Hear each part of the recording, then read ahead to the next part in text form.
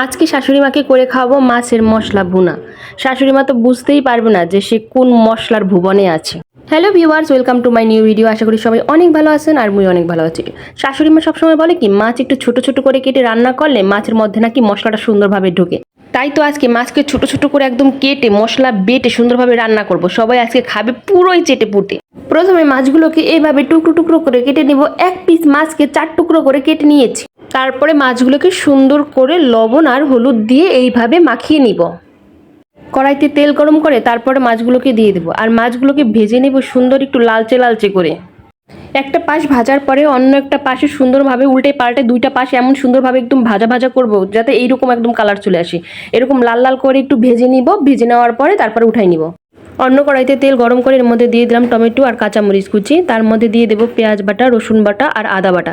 এটাকে সুন্দরভাবে কষিয়ে নেব। তারপরে দিয়ে দেবো হলুদের গুঁড়া, মরিচের গুঁড়া এবং ধনিয়ার গুঁড়া। এটাকেও সুন্দরভাবে কষিয়ে নেওয়ার পরে যখন এটা থেকে তেল ছেড়ে দিবে তখন এর মধ্যে দিয়ে দেবো আগে থেকে ভেজে রাখা মাছগুলোকে হালকা কষিয়ে নেব। তারপর এর মধ্যে দিয়ে দেব পরিমাণ মতো জল। তারপরে জলগুলো যখন এরকম টকবক করে ফুটে উঠবে এর মধ্যে দিয়ে দেব আমি ধনেপাতা দেওয়ার পরে লাস্ট মোমেন্টে দিয়ে দিলাম হালকা একটু করে জিরার গুঁড়া। আর এই তো আমার মাছ রান্নাটা পুরোই রেডি হয়ে গেছে। এখন শুধু খাওয়ার জন্য অপেক্ষা। তবে সাবধান, এক পিস করে কিন্তু দেওয়া যাবে না, দিতে হবে কিন্তু একদম চামচ ভরে ভরে। সম্পূর্ণ ভিডিওটা দেখার জন্য সবাইকে ধন্যবাদ। টাটা।